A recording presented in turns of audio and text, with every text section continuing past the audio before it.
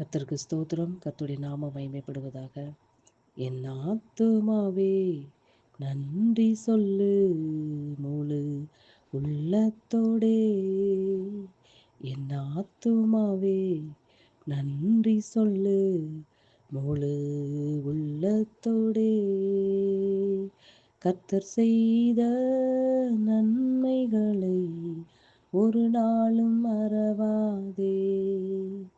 உன் கர்த்தர் செய்த நன்மைகளை ஒரு நாளும் மறவாதே. ஆத்துமாவே நன்றி சொல்லு, முழு உள்ளத்தோடு. நன்றி அப்பா. உம்மை நன்றியோடு கூட துதிக்கிறோம், உம்மை ஸ்தோத்தரிக்கிறோம். எங்களை அதிகமாய் நேசிக்கிற அன்பின் பரலோக தகப்பனே, இந்த நல்ல வேலைக்காய் நன்றி நிறைந்த இதயத்தோடு உம்மை துதிக்கிறோம், உம்மை ஸ்தோத்தரிக்கிறோம் ஆண்டவரே. எங்களுடைய ஆத்துமாப்பா உமக்கு நன்றி செலுத்துகிறது தகப்பனே. எங்களுக்காக நீங்கள் யாவையும் செய்து முடித்து விட்டீரப்பா. அதற்காக உமக்கு கொடான கொடி நன்றி தகப்பனே. எங்கள் ஆத்துமா உமக்கு நன்றி உள்ள இருதயத்தோடு இருக்க எங்களுக்கு கிருபை தாரும் ஆண்டவரே. நீங்கள் எவ்வளவு நன்மைகள் எங்களுக்கு செய்திருக்கிறீரப்பா. உமக்கே துதி கன மகிமை எல்லாம் உமக்கு ஒருவருக்கே செலுத்துகிறோம். இயேசுவின் நாமத்தில் பிதாவே, ஆமென்.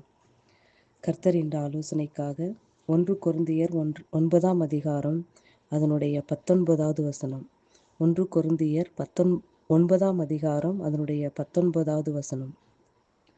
நான் ஒருவருக்கும் அடிமைப்படாதவனாய் இருந்தும் நான் அதிக ஜனங்களை ஆதாயப்படுத்தி கொள்ளும்படிக்கு என்னைத்தானே எல்லாருக்கும் அடிமையாக்கினேன்.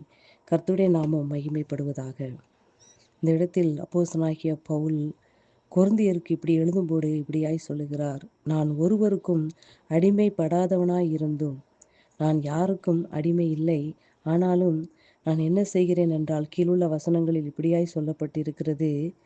அதிக ஜனங்களை ஆதாயப்படுத்தி கொள்ளும்படிக்காக என்னைத்தானே எல்லாருக்கும் அடிமையாக்கினேன்.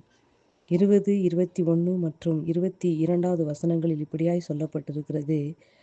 யாரை நான் ஆதாயப்படுத்தி கொள்ள வேண்டும் என்று நான் நினைக்கிறேனோ அவர்கள் எல்லாரும் அவர்களைப் போலவே நானும் என்ன செய்கிறேன், மாறிவிடுகிறேன். அதாவது யூதரை ஆதாயப்படுத்தி கொள்ளும்படிக்கு யூதருக்கு யூதனைப் போலவும், நியாய பிரமாணத்துக்கு கீழ்ப்பட்டவர்களை ஆதாயப்படுத்தி கொள்ளும்படிக்கு நியாய பிரமாணத்துக்கு கீழ்ப்பட்டவனைப் போலவும் ஆனேன். இப்படி ஒவ்வொருத்தரும் எப்படி இருக்காங்களோ அவர்களைப் போலவே நான் மாறினேன். அவர்களைப் போலவே நான் என்ன செய்கிறேன், மாறினேன். பலவீனரை ஆதாயப்படுத்தி கொள்ளும்படிக்கு பலவீனருக்கு பலவீனர்களைப் போலானேன். எப்படியாகிலும் சிலரை ரட்சிக்கும்படி நான் எல்லாருக்கும் எல்லாம் ஆனேன். கர்த்தருடைய நாமம் மகிமைப்படுவதாக. இந்த இடத்தில் அநேகரை ஆதாயப்படுத்தி கொள்ளும்படிக்காக அப்போஸ்தலனாகிய பவுல் இப்படியாய் சொல்லுகிறார். நான் என்னைத்தானே எல்லாருக்கும் அடிமையாக்கினேன். நான் யாருக்கும் அடிமை அல்ல. ஆனால் நான் எதுக்காக நான் அடிமையாக்கினேன் என்றால், அநேக ஜனங்களை ஆதாயப்படுத்தி கொள்ள வேண்டும். எதற்காய் ஆதாயப்படுத்தி கொள்ள வேண்டும்? எப்படியாகிலும் சிலரை ரட்சிக்கும்படியாக. 22வது வசனத்தில் இப்படியாய் சொல்லப்பட்டிருக்கிறது. எப்படியாகிலும் சிலரை ரட்சிக்கும்படிக்கு நான் எல்லாருக்கும் எல்லாம் ஆனேன் என்று இந்த இடத்தில் கூறுகிறார். அன்பு பிள்ளைகளே, சுவிசேஷமானது எல்லாரும் மேலும் விழுந்த கடமை என்று வேதம் சொல்லுகிறது. சுவிசேஷத்தை நான் பிரசங்கியாதிருந்தால் எனக்கு ஐயோ என்று அப்போஸ்தலனாகிய பவுல் சொல்லுகிறார். அன்பு பிள்ளைகளே, நாம் ஒவ்வொரு மீதும் ரட்சிக்கப்பட்ட ஒவ்வொரு தேவனுடைய பிள்ளைகள் மேலும் விழுந்த கடமை சுவிசேஷம் சொல்லுவது. அந்த சுவிசேஷத்தின் மூலமாக நான் யாருக்கும் அடிமையாய் இருக்கவில்லை. ஆனாலும் அநேக ஜனங்களை ஆதாயப்படுத்தி கொள்ளும்படியாக நான் எல்லாருக்கும் எல்லாம் ஆனேன். எப்படியாகிலும் சிலரையாவது ரட்சிக்கும்படிக்கு நான் என்ன செய்தேன், நான் எல்லாருக்கும் எல்லாம் ஆனேன் என்று அப்போஸ்தலனாகிய பவுல் சொல்லுகிறார். அன்பு பிள்ளைகளே, நம்முடைய வாழ்க்கை எப்படிப்பட்டதாக இருக்கிறது?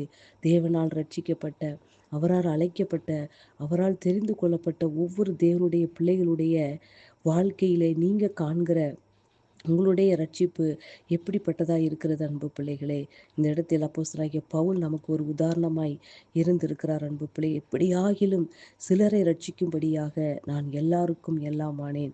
அப்பொழுது நமக்கு சமயம் வாய்த்தாலும் வாய்க்காவிட்டாலும் நாம் என்ன செய்ய வேண்டும்? சுவிசேஷம் பிரசங்கிக்கப்பட வேண்டும் என்று வேதம் சொல்லுகிறது. அன்பு பிள்ளைகளே, சமயம் வாய்க்கும் போது என்று சொல்லும் பொழுது இயேசு கிறிஸ்துவின் அன்பை சொல்லுவதற்கு நாம் வாய்ப்பு கிடைக்கும் போதெல்லாம் அவருடைய அன்பை நாம் என்ன செய்ய வேண்டும்? சுவிசேஷமாய் பிரசங்கிக்க வேண்டும். அன்பு பிள்ளைகளே, சமயம் வாய்க்காது போகும்போது என்று சொல்லும் பொழுது, நம்முடைய நடத்தையிலே, நம்முடைய செயல்களில் எல்லாவற்றிலும் அவரை பிரதிபலிக்கும் பொழுது, அந்த இடத்தில் நாம் சுவிசேஷத்தை பிரசங்கிக்கிறவர்களாய் நாம் மாறுகிறோம் அன்பு பிள்ளைகளே.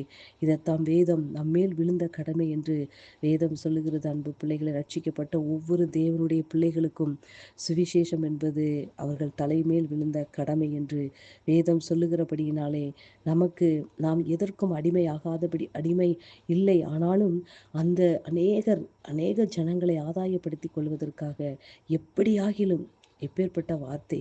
இப்படியாய் வேதம் சொல்லுகிறது, எப்படியாகிலும் சிலரை ரட்சிக்கும்படிக்கு, அதாவது நான் சொல்லுகிற ரட்சிக்கப்பட வேண்டும் என்று நான் உபதேசம், அதாவது சுவிசேஷம் சொல்லப்படுகிற எல்லாரும் ரட்சிக்கப்படுவாங்களா அப்படிங்கிற இல்லை. நான் சிலரையாவது ரட்சிக்கப்பட வேண்டும், சிலரையாவது ரட்சிப்புக்குள் நடத்த வேண்டும் என்று அவர் தன்னைத்தானே அடிமையாக மாற்றினதை நாம் வேதத்தில் காண்கிறோம் அன்பு பிள்ளைகளே. இந்த இடத்திலும் நாம் அவருடைய அன்பை ருசித்து பார்க்கிறோம். அவர் ருசித்து நம்முடைய வாழ்க்கையில் நாம் அவர் செய்த நன்மைகளை நாம் அனுபவித்து வாழ்ந்து கொண்டிருக்கிறோம். அவருடைய கிருபைகள் அளவில்லாமல் நமக்கு கொடுத்திருக்கிறார். இந்த நாட்களிலும் கர்த்தர் கடைசி காலங்களில் நம்மிடத்தில் கேட்கப்படுகிற கேள்வி, அந்த இடத்தில் நாம் பதில் சொல்ல வேண்டும் அன்பு பிள்ளைகளை. நான் உனக்கு ரட்சிப்பை அளித்தேன், நீ எனக்கா என்ன செய்தாய் என்று கர்த்தர் நம்மிடத்தில் கேட்கும் பொழுது, நான் எத்தனை பேரை ஆதாயப்படுத்தினேன், எத்தனை ஜனங்களை அவருக்காய் நான் ஆதாயப்படுத்தினேன். அந்த இடத்தில் கேள்வி வரும்போது நான் எந்த சூழ்நிலையில் நான் இருப்பேன் அன்பு பிள்ளைகளே. ஆகையால் ஒவ்வொரு தேவனுடைய பிள்ளைகளும், உங்களுக்கு சமயம் வாய்த்தாலும் வாய்க்காவிட்டாலும் சிலரையாவது எப்படியாவது ரட்சிப்புகள் நடத்த வேண்டும் என்று நீங்கள் உள்ளத்தில் எண்ணம் கொண்டிருப்பேன். ஆனால் கர்த்தர் அதுக்கான வழிகளை கர்த்தர் திறந்து தருவார் அன்பு பிள்ளைகளே. அந்த இடத்தில் தேவனுடைய நாமம் மகிமைப்படும். உங்களுக்கான கிருபைகள் அங்கு பரலோக ராஜ்யத்தில் அங்கு பெருகி கொண்டே இருக்கும் அன்பு பிள்ளைகளே. வார்த்தை நிமித்தமாக கர்த்தர் உங்களை ஆசீர்வதிப்பாராக. ஆமென்.